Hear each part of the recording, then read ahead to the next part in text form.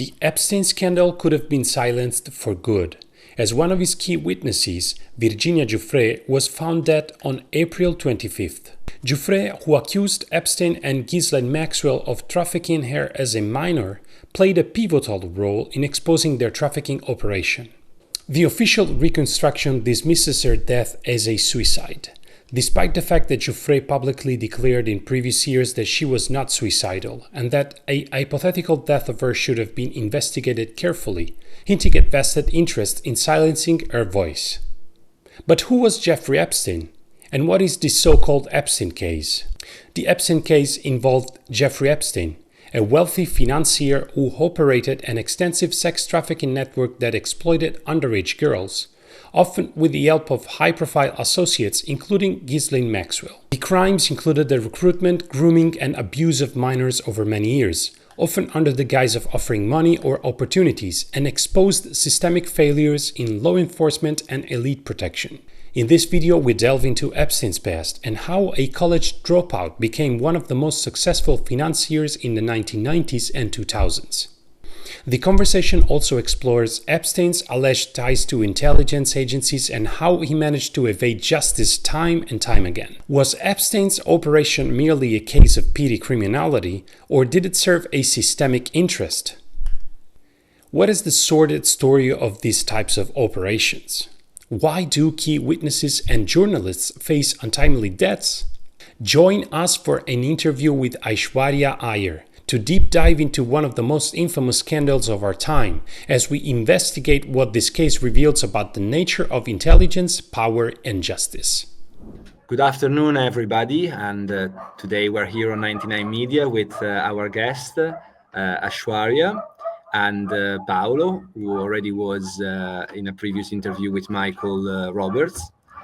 And well, today we are going to tackle quite a complicated issue, which is the one that is related to the recent death of Virginia Giuffre, which is somehow part of this broader Epstein case.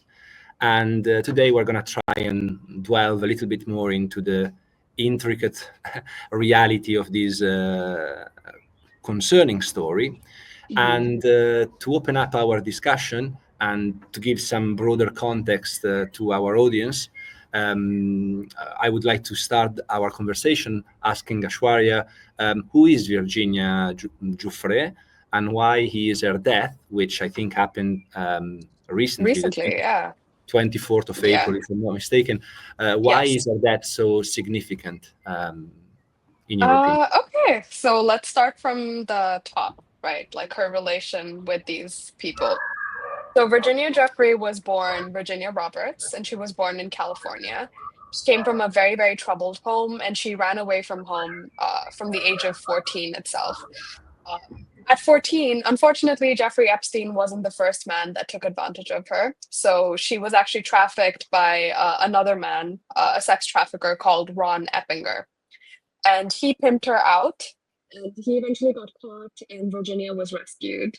And she moved with her father, who worked at the Mar-a-Lago in Florida. So Mar-a-Lago is like this huge resort. It's owned by Donald Trump. And so this is where she meets Ghislaine Maxwell. So for context, she got a job over here at Mar-a-Lago as a spa attendant. And when she met Ghislaine Maxwell, she felt like this was someone that she could trust. So she told them about her life up until now and how she had been like sexually abused and how she physically abused even, and she was a runaway person, and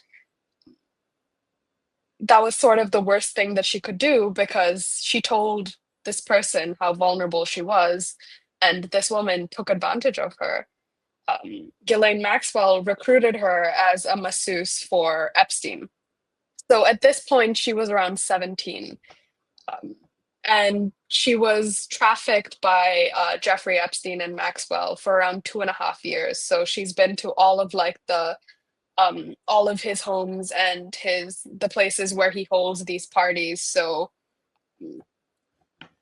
Zorro Ranch, which is in New Mexico, Little St. James, the US Virgin Islands, and obviously Palm Beach in Florida, which was a huge hub where he initially first got arrested.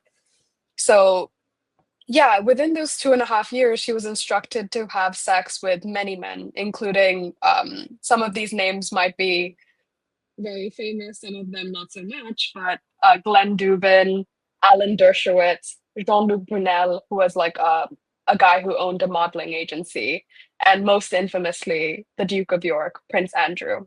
And she describes this experience of being passed around like fruit on a platter. And she also accused Maxwell of instructing her on how to recruit more girls, more young girls, into giving massages and how to train other young girls into giving massages.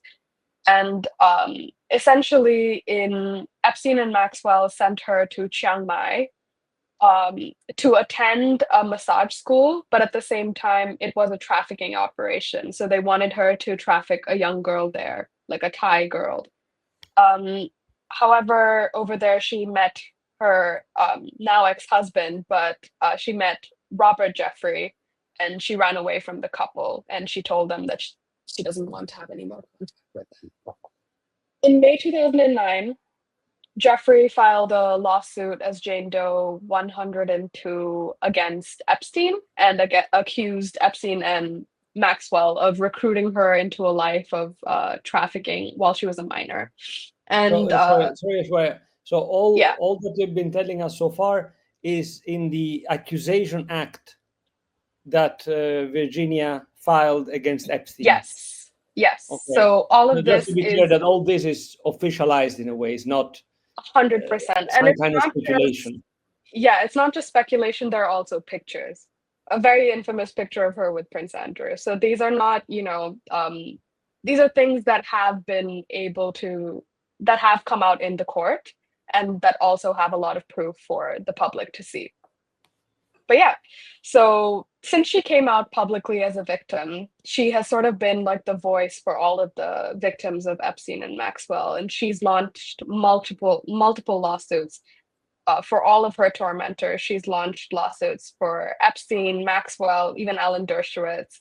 And I think one interesting fact to see the impact that she has, in 2015, she had a defamation case against Maxwell for calling her a liar. And the first court documents of that got released in August 9th, 2019.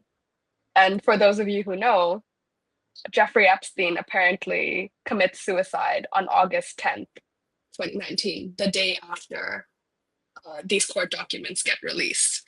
So apparently this affected him so much and he had so much remorse for all of the things that he did that he committed suicide, although truly the evidence is very shady. It's not very clear. We cannot hear you anymore. Oh, sorry. Yeah. When did you stop hearing me?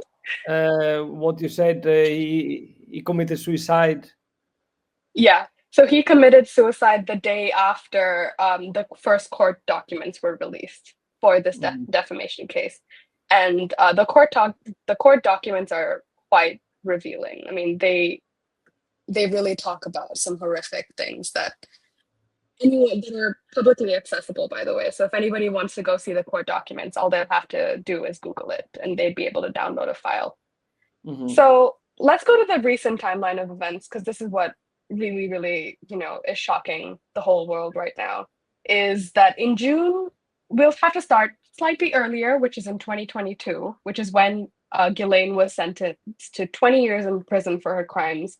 And at that point, Virginia Giuffre was really like one of the main people whose testimonies put her in there. And in 2024, Ghislaine submits an appeal to the court, and she submits this appeal under a non-prosecution agreement that Jeffrey Epstein signed years ago in like 2008, I think. So we'll come back to this if we have time, but yeah. And then, so she submits this appeal to the federal courts, and it gets rejected. Then we fast forward to this year. So this was in 2024. Now we're in 2025.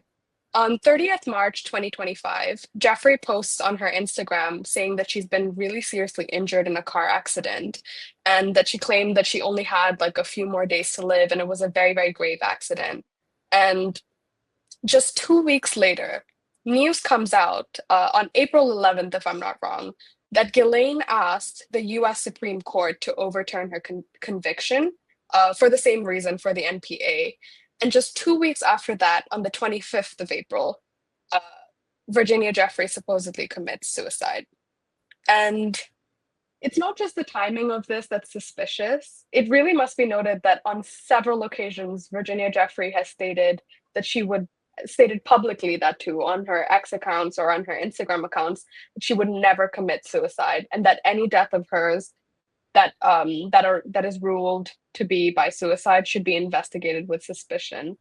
And I think we have news coming out now that her father and her attorney are both calling for a police investigation for her death. But really, that it's someone who says this, and then the timing of everything, when you add all of it up, it doesn't seem so easy to understand, right? Like it's a very shady set of circumstances, to say it in better words. So just for me to sum things up for the public, basically the death of Virginia might be suspected not to be by suicide, as the official line has, because on the one hand, there are chronological coincidences that are suspicious on the one hand, but more importantly, she herself had several times stated that she would never ever commit suicide, and should she die, then this death should be investigated by the authorities as probably being caused by not her own hand, but someone else's hand. Yeah, the way that she phrased it is that a lot of, actually, let me pull up the tweet if you don't mind. Just give me a second.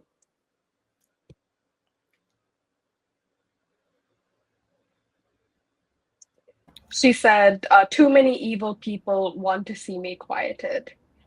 And I think that really does sum up the situation and why a lot of people look at her death with a lot of suspicion. I think, because now with her death, the whole procedure against Ghislaine Maxwell and all the other people involved ceases to exist. It doesn't exactly cease to exist, especially because there are now a lot more outspoken victims like Annie and Maria Farmer, but she really was one of the main people that had the strength and power to go against Ghislaine, and also the most solid evidence, so to say. So in this case, it's not that she, how do I put this? It's not that the case can be thrown away just because Jeffrey is not there to attest it, but it's more in the sense that it is true that the NPA was signed to include any co-conspirators of Epstein. So that means that by right, it could be the case that Ghislaine could be covered over this. It's just now that one of the most outspoken victims is not there to fight it. Could you clarify what you mean by NPA? Yeah, okay. So the NPA is a non-prosecution agreement, and this was signed, let me get the exact date.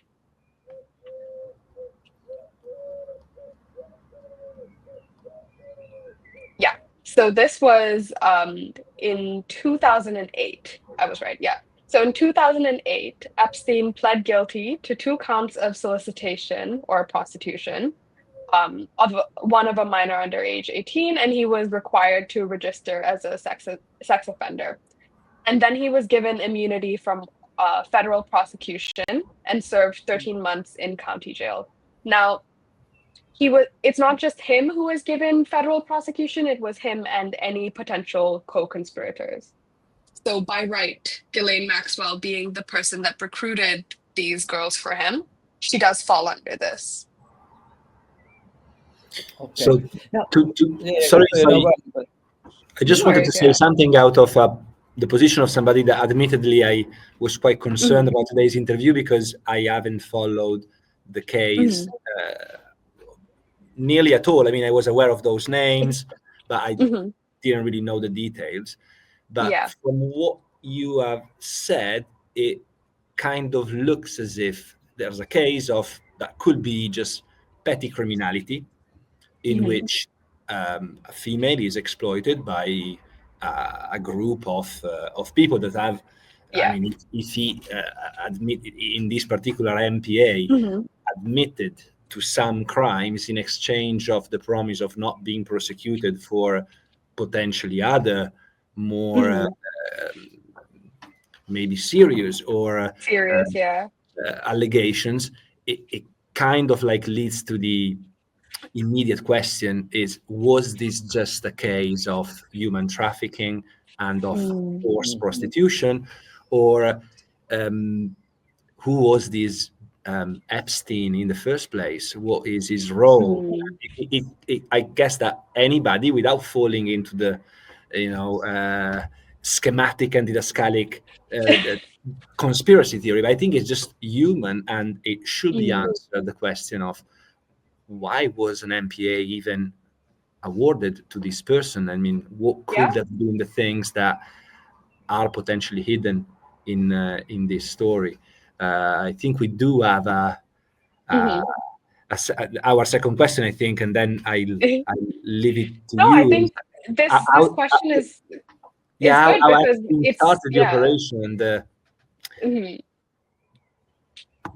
So this is like they're very related, right? So I think I can jump off from answering yours, and it will be a pretty long answer, so you'd have to buck in, because I think to understand this question, you really have to go through Epstein's life and career and see that in every single stage of his life, he was helped by someone powerful to get more influence. So you can truly like understand. I mean, I think for a lot of people, Jeffrey Epstein is just some financier who did bad things, right? Just like you said, he's just in that way. It's just the morbid details and like the hedonism of this man. But this was sorry to interrupt you, Aishwarya. To clarify even further Carlos' question, to make it even blunt, right? Yeah. A case like the one of Virginia, you pronounce Giuffre. We tend to pronounce it Giuffre because it's an Italian name. So. But the case of Virginia Giuffre or Giuffre could be any case of sexual trafficking, prostitution. I mean, a case that you could hear regarding a girl that fell into pornography, for example, and later reported the ones that were filming her, right? Right. We hear, unfortunately, these things very often, and they don't blow up like this. Nor is there a smoke screen being poured on these things. So that's why, yes, again, it's important to understand who this Epstein really was. It really is. And so let's like get right into it, right? So when it comes to Epstein, when it comes to his life before the 1970s, people don't really know much. It's really hard to find any information. I think there's a Vanity Fair article that came out in 2003 that was talking about how he came from a supposedly middle-class, ordinary family, but there's really no way of us verifying this. The only family member that we really know of is his brother, at least as far as I know. But so he was born in January 1953 to a supposedly very ordinary family. And the first time he really entered into these elite circles was when he was in his early 20s. And this is immediately extremely interesting, right? So this guy at that point either was a high school or a college dropout. So the details about which one of those, it's conflicting. It really depends on the source. But let's be lenient and say that he was a college dropout, right? So he didn't finish college. But he somehow ended up working at one of the most elite private schools in Manhattan. This was called the Dalton School, Dalton. And the Dalton School is not just, like any sort of public school. It is it is a private school meant for like the cream of the crop, right?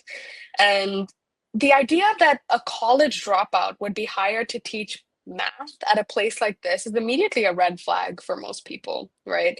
It's not something that it's not a fact that seems very easy. And the story behind this is apparently that his talent for mathematics and teaching was so outstanding that he was hired on the spot by this man called Donald Barr, Barr. So Donald Barr is an interesting one because we can immediately see the connection starting to form, right?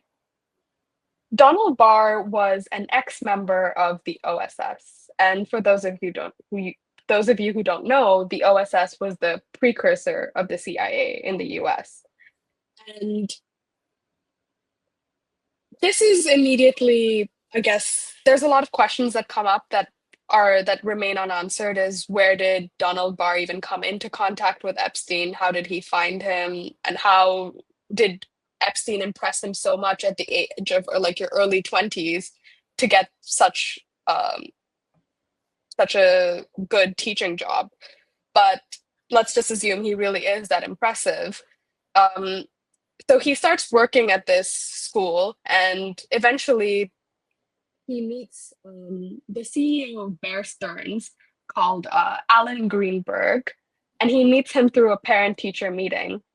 And Bear Stearns Alan Greenberg again, so amazed by Epstein's brilliance that he offered this high school teacher who was a college dropout a job at his huge investment firm. This is where things get a little bit murky. So this was in 1976, right? He joins Bear Stearns, and in 4 years, he moves from a low-level trader to a limited partner. That's a career progression that most people never experience, right? Like that's an unheard of sort of career progression. Sorry, just it's amazing because I have got a PhD and I am a secondary teacher. Never came across an offer like that at Parents' Evening. Yeah, we need it. If you know people like that, let me know. It's quite unusual. Look, I'm a 2-time college dropout, right? I'm in college for the 3rd time now, but I can't imagine getting an opportunity like that. So it's nonsensical, right? Like it's either a complete fabrication or there's something going on in the background. And the truth is that if I can interject a second, I could have understood it had been a one-time strike of luck. But here you have a series of strikes of luck that take this guy from being the son of a middle class kind of family, unknown before, to being a shareholder, if I understand correctly, in an investment company of first rank. Yes. It is, and this is like within the span of, I think at that point, 76 to 4 years, let's say 8 or 9 years. Unheard of, this level of success. And so this is where, again, like you said, there's so much smoke, right? Because he suddenly leaves Bear Stearns, and there's not really much consensus as to why. Different sources say different things, and all of them just argue with each other. But I think it was either a combination of he got fired, he was doing insider trading, or he decided to quit and start his own operations. Either way, no consensus, and absolutely no one can say for sure why he left Bear Stearns. But this is where things really do get interesting, and even more interesting, I'd say, because to me it was interesting as soon as he got this elite private job, but a private school job. But so he came into the attention of this guy named Leslie Wexner. And Leslie Wexner is the CEO of L Brands. So you might know L Brands through Victoria's Secret, Bed Bath and Beyond, or Bed Bath and Body Works. I don't know which version of that it is. The names are too familiar. And I think something that not a lot of other people would know was that he was the founder of a group called the Mega Group, or the Study Group. And this was a group of billionaires, and this group exists. It is not, a conspiracy in that sense. But yeah, this group was formed in 1991 with Charles Bronfman and Leslie Wexner. Charles Bronfman is another very infamous figure that we really can't get into now, otherwise this recording will be like 3 hours long. But this mega group was basically for members that were closely associated with some of the most infamous or sorry, not infamous, but like well-known pro-Israel organizations. So, for instance, they members Charles Bronfman, like I mentioned earlier, and Michael Steinhardt formed the Birthright Trips with the backing of Benjamin Netanyahu, who was the prime minister of Israel back then, and he still is. So this is the level of influence that they had. It is now around the time where Wexner sort of sees Epstein as a sort of protege of himself. And really, if you go back to it, Wexner is the source of so much of Epstein's wealth. Like, for example, he was the Epstein's $56 million Manhattan townhouse was previously owned by Wexner, and it was basically transferred to Epstein for free. And this is where, a lot of things start. This is when you start hearing more about his sexual proclivities, like his sexual misdemeanors. So, for example, in 1996, Epstein hired Maria Farmer for an art project in Wexner's mansion. And over there, it was where she was sexually assaulted by Epstein. And she was trapped there for 12 hours. Wexner's security staff would not let her leave for 12 hours. It's where you really start hearing these stories. It's not that at that time the stories were heard. It's when we know now that the people have come out at that time. When I'm not phrasing this properly, but yeah. So you mean that we don't know whether sexual misdemeanors and sexual assaults were perpetrated by Epstein before this date? We don't know about that. We are sure before the 90s. That after 1996, the thing becomes a pattern in Epstein's life. For sure, yeah. Thank you for helping me phrase that, but yes. So it's around this time as well that Jeffrey Epstein meets Ghislaine Maxwell. Again, here details are murky, and the nature of the introduction is not really clear. But Ghislaine Maxwell is a really, really interesting figure when you actually go through her history, because she's a UK socialite, and she is the daughter of Robert Maxwell. Robert Maxwell is a British Zionist, and he owned a very huge media empire. So he was in charge of, I think, the Mirror News Group, if I'm not wrong, and he has been accused. Meaning Robert Maxwell had been accused of being a Mossad agent, but even if that is not confirmable, what is confirmable is that the Mossad admitted themselves that Robert Maxwell did a lot of work for them. So according to, I can't pronounce this, so I'll spell it, Victor Ostrovsky,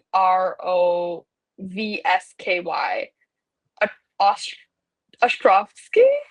So very Russian name, but yeah. So he was a former Mossad case officer, and he said that essentially Mossad was financing a lot of their operations from money that they got through Maxwell's newspaper.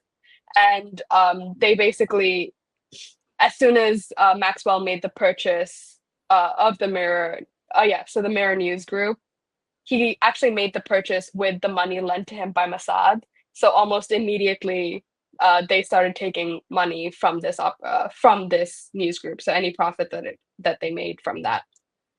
And in exchange for these types of services, this is alleged, but Mossad helped Maxwell satisfy his appetite for women. And essentially, the Mossad pretty much had a library of videos of Maxwell in very compromising situations. And yeah, so this is the type of people that Jeffrey Epstein is being associated with in the 90s.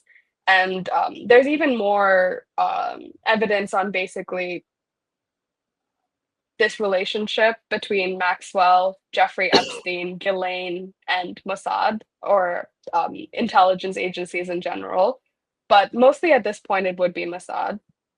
So, and really, I would like to make a shout out to Mint Press News, because they really did go through in an extreme amount of detail for a lot of these. And that's where a lot of people get their source for these. But yeah, it's a very well investigated series. So in an interview with Zev Shalev, so this guy interviewed the former senior executive for Israel's Directorate of Military Intelligence. So his name is quite popular. Ari Ben Menashe. I'm not sure if you guys know of it, but his name is quite popular at that time.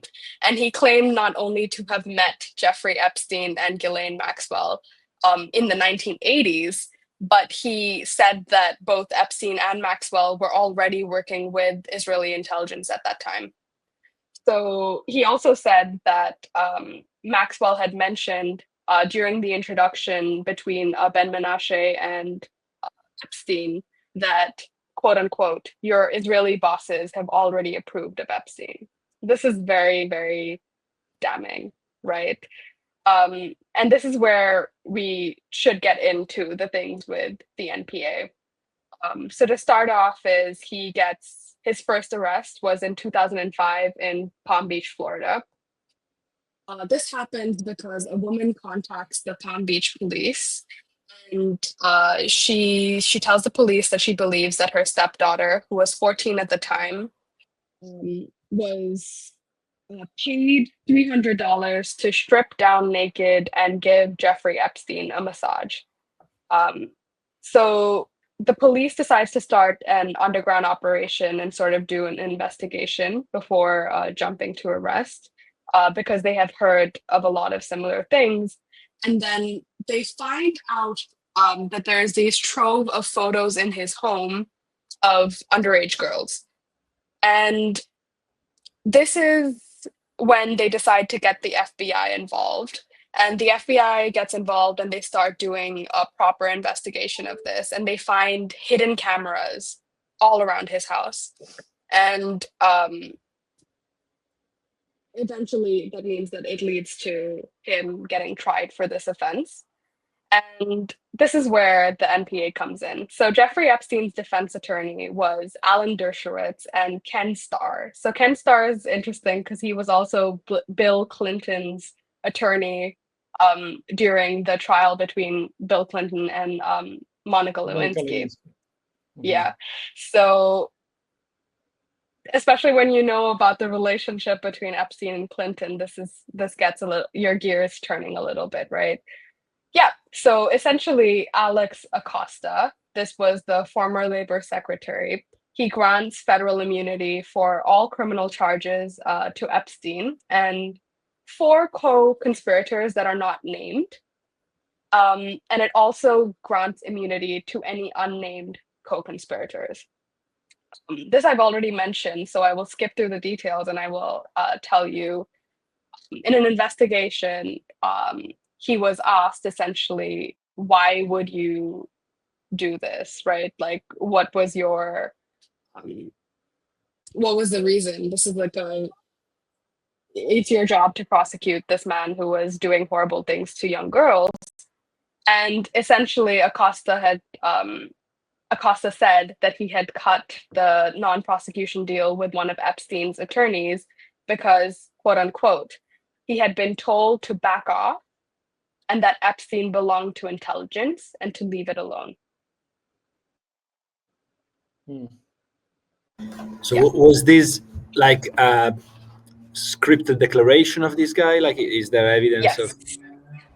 Okay. So he has said this. Maybe I can get you the source later. I think I have actually sent it to you. It was a Daily Beast interview that he had did. Okay. Let's remember that we're talking about a high functionary of the state. Yes. A public prosecutor. So we're not talking about, someone with no important social status. Yeah, I think Alex Acosta at some point was the former U.S. attorney, like the attorney general. So, yeah, he was just an attorney, but it's not just like a regular prosecutor, like a police prosecutor. This is a state prosecutor, and this is a huge deal that this deal was being cut. And by the way, just to, make things even more clear, is that the victims were not informed of this and they were not consulted. So this really just happened without any concern for the girls that were affected in this situation. And the plea deal essentially put a stop to the federal investigation of this. And when it comes to sex crimes and trafficking, it doesn't really, it's very easy to restart operations, especially considering that he lived a very good life in jail. It was a very free and easy time for him. He actually got to spend days in his Palm Beach office. So it wasn't even like he was fully tied up to a specific area. And this, imagine you're the victim in this situation, and the guy who you have evidence to and who has been proved to be someone that has harmed you, he's just walking around in and the this same is 2005, correct? This is 2008. So this deal was signed in 2008. Yeah. 2005 was when the first sort of when the woman contacted the Palm Beach police initially. The first allegation was brought against him. So it took 3 years for the attorney to come to this decision of giving him this NPA. Now, since 2008, let's fast forward because we don't have much time left, and there is one last question that I think we should ask. Since 2008, what happens that brings Epstein down and finally to jail and finally to commit suicide? Oh, this is a good question. And essentially, I think this is just a lot of back and forth because truly, he didn't stop getting accusations. He was sort of let go. He was given like a free pass essentially to do whatever he wants to do, right? Because the federal investigation stopped. So I can't really say for sure why, but he was charged again on July 8th, 2019 by the Southern District of New York. So this was in a completely different state. So previously he was charged in Florida. So now he's being charged in the Southern District of New York. And I think from what I've read, it could be that because of two things.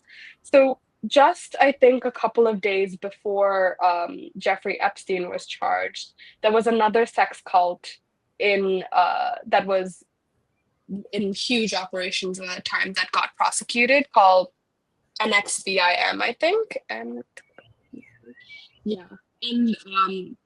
NXVIM did have their ties to Epstein in some way or the other, not directly, but for example, one of the people who was one of the leaders of this cult was Sarah Bronfman. And if you guys remember that name, Bronfman, it was there in the mega group as well. So I do believe that there is some relationship with that, but there is also a relationship with the fact that I think they allowed The specific term is basically, I don't know the specific term, but it's like, even if it's been this many years since if you've committed the crime or you've been a victim to this crime, you can still Yeah. Cioè, the you can crime still doesn't go into in Italian we'll say prescrizione, we'll say in Italian. They say the crime never wait ceases whatever. to be prosecutable.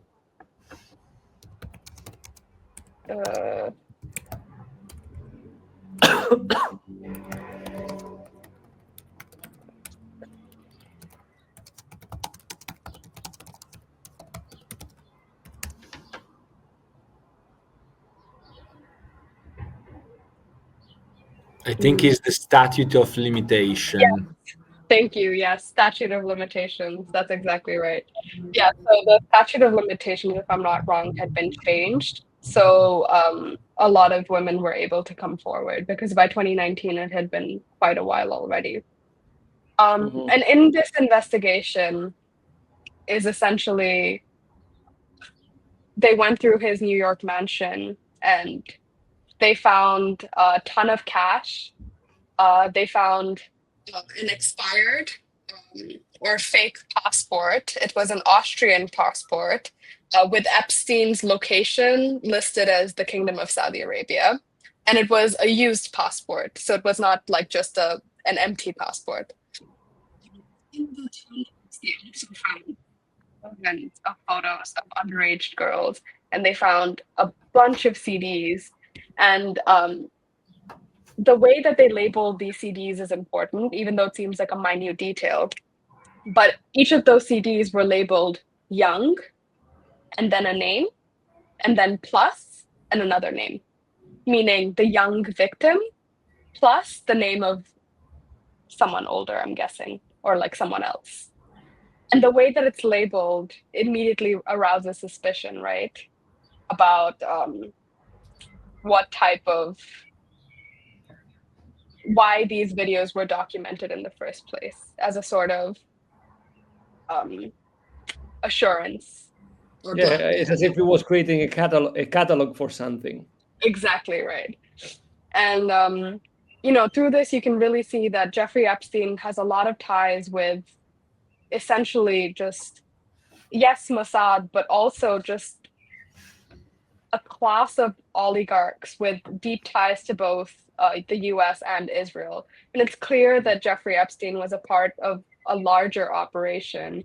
And his main operation within it, in my opinion, was to honeypot other powerful people into compromising positions and use that as blackmail. So yeah. Your last consideration perhaps can bring us to the last question. Mm-hmm. Well, now Epstein is dead. Yeah. Ghislaine Maxwell, if I'm not wrong, she's still in jail, right? Yes. So is this over? Meaning this kind of very complex and contorted crime, probably organized not just by these two people, but by a much more powerful mechanism. This kind of crime, was it a one-time off, or there are...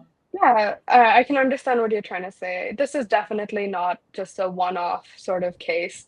I think I'll just bring one example, and it will be really quick so we can talk about our current place, but one historic example of how these sorts of blackmail operations have been used historically as a way to ensure power, right? So this is a pretty well-known case in the 80s, at least as far as I know.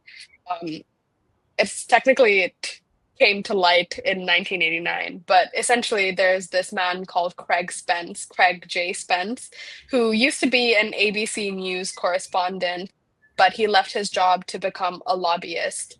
And just like Epstein, he was framed as this guy who loved to throw these lavish parties, and these parties were attended by all of the rich and powerful people of that time. And then in June 1989, it was revealed that he had been pimping out little boys, little meaning obviously adolescent, but still children, to the elite people that attended his parties throughout the 1980s. And not just that, that the apartments that he was using for all of this were bugged with two-way mirrors, video, audio recording. And he was not just known to offer these young children for sex, but also he pushed drugs on them. So the consumption of like cocaine, for example, not just for the boys that were being pimped out, but also for the attendants. And what's the most interesting part to note is that Spence really boasted all of the time that he was working for the CIA. And he even said on one occasion that the CIA might double cross him and kill him and then make it look like a suicide. And really, not long after the Washington Times report that came out in 1989, he was found dead in like a room in, I think, the Ritz-Carlton, and it was just ruled a drug overdose, and was very quickly like an open and shut case. And again, the timing is very suspicious that someone says that the CIA might do this, make it look like a suicide, and then suddenly he commits suicide. Yeah, timing is a bit, interesting.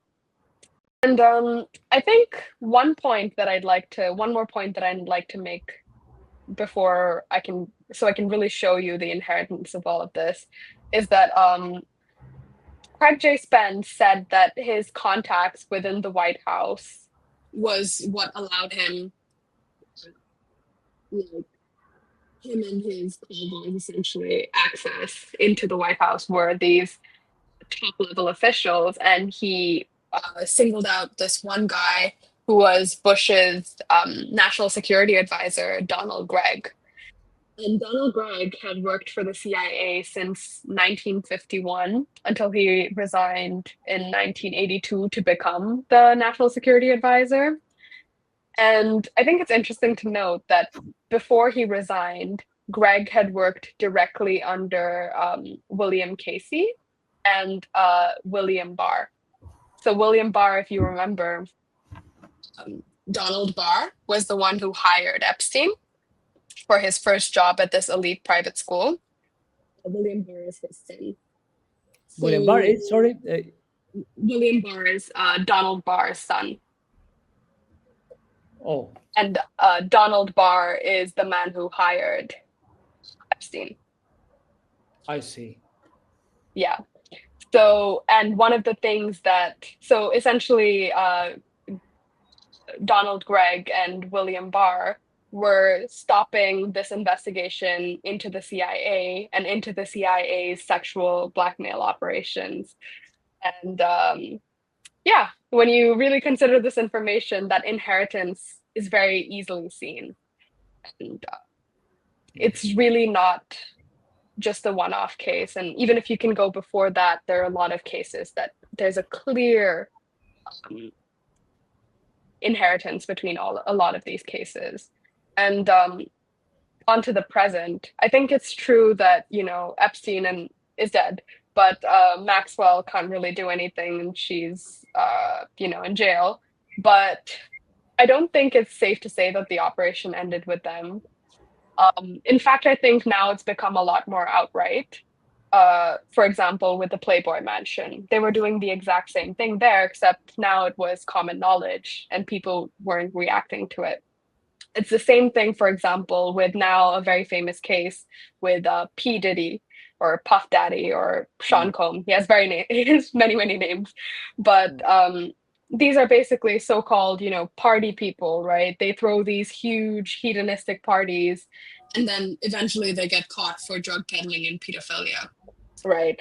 So with Sean Combs, he was known to throw these basically days-long sexual and drug-fueled parties. And he had taken a lot of videos of it and stuff like that. And what's interesting is that now, while this was happening, he was openly given platforms by people like Kamala Harris, Donald Trump, Obama, Hillary Clinton, except now it's a little bit more outright.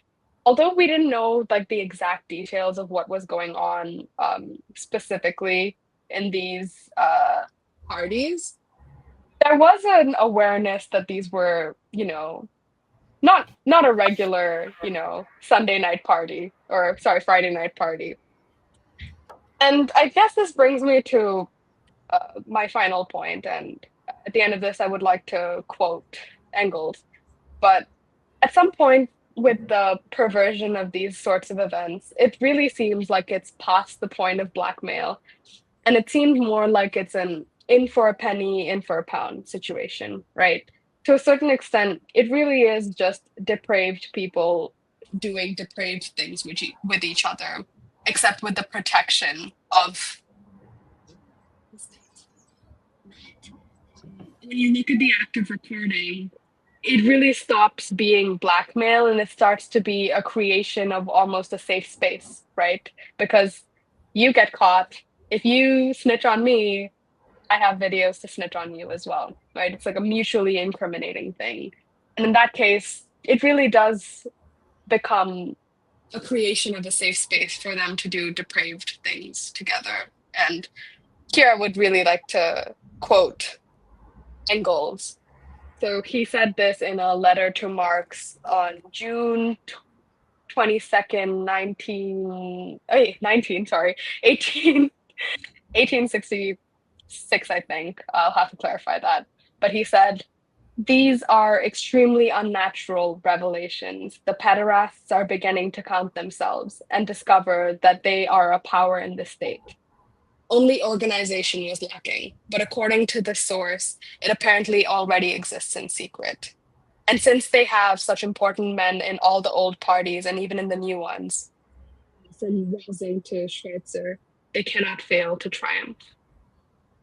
And that is the truth of this sort of thing. And this is not just about pederasts. I think now it can be generalized to pedophilia as well. Yeah, quite breathtaking. Well, this quotation makes me think that a very great Italian historian and philosopher, Domenico Losurdo, quotes something, maybe is slightly different topic, but I think is important, about Bismarck trying to justify imperialism by finding a gruesome detail about the local politics of whichever state they wanted to go and conquest. So I think that the point, more than the actual content of whatever action these guys are doing, which can be morally deplorable, I think really should stay on the political use of this, because there is some sort of like power of indignation, because these are things that are for the common human being morally abhorrent. So 100%. The power of having certain information about powerful people in potentially foreign countries, I think that this is really something that to me sounds more credible and more scary than thinking about a sort of like tit for tat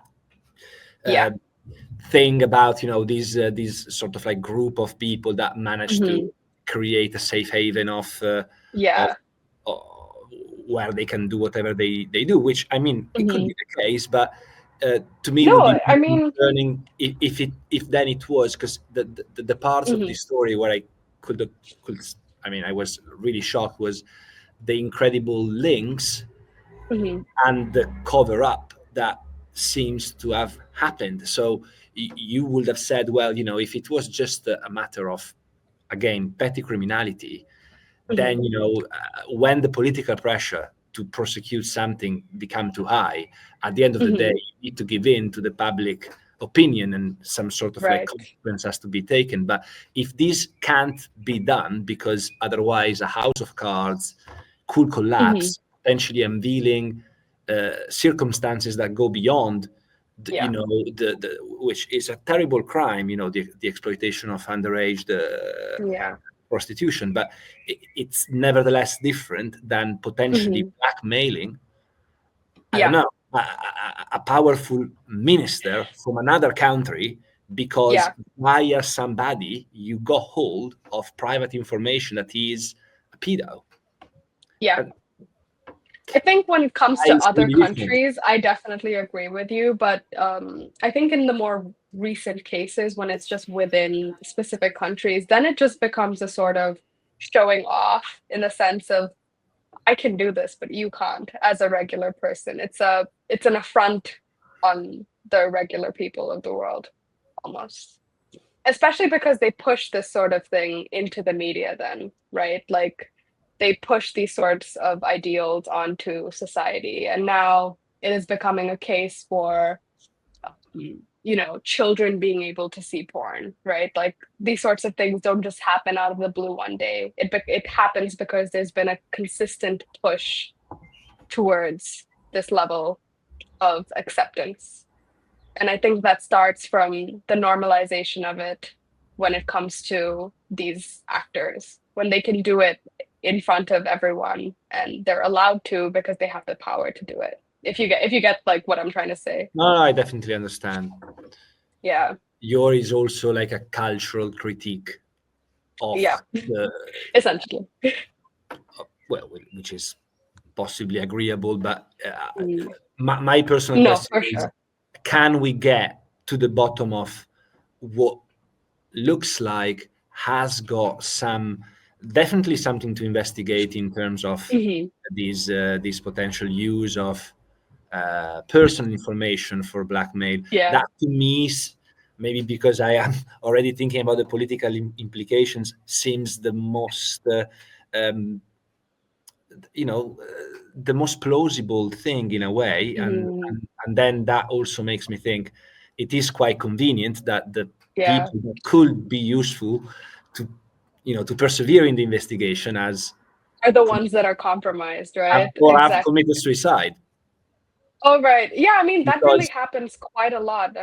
These German journalists out of nowhere, who just a few days ago tell their family members, somebody's sending me death threats. Just 5 days later, they just end up dead, committing suicide themselves instead of, It's just these sorts of suspicious stories been throughout these operations. I mean, with Jeffrey Epstein, Maxwell, a lot of them were embroiled in a specific software called Promise. So this was an intelligence software that was initially designed by a small firm that got bought up by the Department of Justice.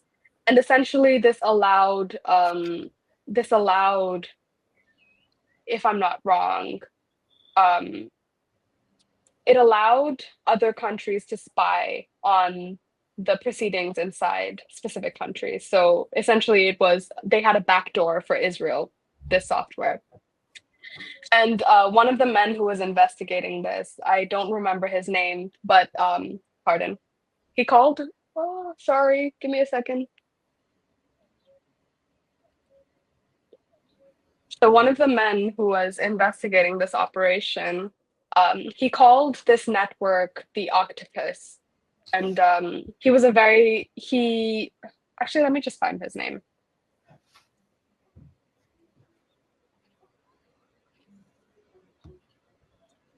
Yeah, so this is Danny Casolaro. So he does these investigations and into this Promise software, and he realizes that this really goes deep. It's not just, it's not so simple as just misplaced software or backdoors. He finds out, I'm guessing, things that he shouldn't. And he tells his brother that I've been getting death threats based on this.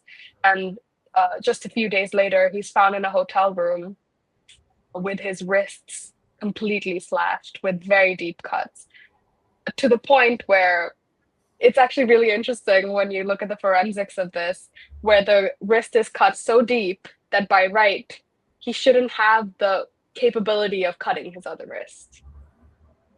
Mm-hmm.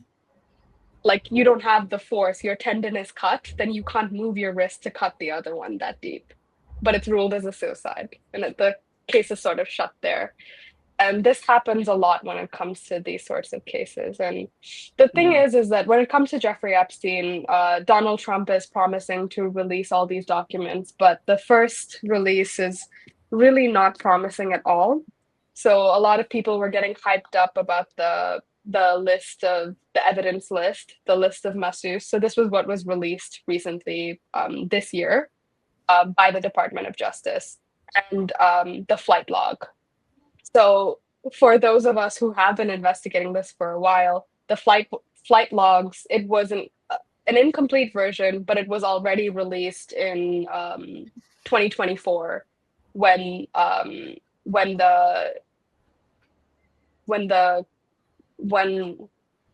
the files for one of the cases got released. If I'm not wrong, it's Maxwell versus Giuffre. And so a lot of these details had already been public. And if it was not public, for example, the list of masseuses was completely redacted. So it was just a page full of redactions. So essentially, he's not really giving out much as well. Mm-hmm. So I really doubt that at any point in time, unless, there's a huge revolution, which wishful thinking, we're really going to get any solid answers for these questions. In any case, I think that we could wrap it up here because we've gone to an hour.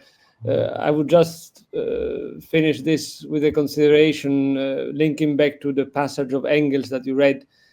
Power today has become obscene in the etymological sense of the term. That is to say, it is on the scene. It's in front of the scene.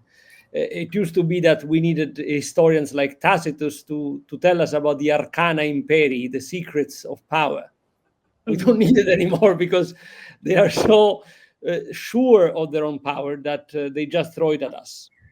And I think that should make us reflect on the cultural status of our society, both in the political, on what this entails politically, and on what this entails morally, socially, and at the human level in general. Yeah, you're exactly right. All right, I think we can wrap it up here also, because otherwise we will have incredibly long. But it was very instructive for me, and I mean, I look forward to buy the Times and the Washington Post to be updated in detail about the developings of the news in the wishful thinking. But thank you so much. I really did enjoy this conversation. I hope it was fruitful. Yeah. All right. Thank you. Thank you. Bye. Thanks to each of you for watching this video. I'm Diego, and this is 99 Media. We are a collective of journalists, activists, philosophers, and artists whose goal is to build a media for the 99%. If you like our contents, please like, share, and subscribe to our channel.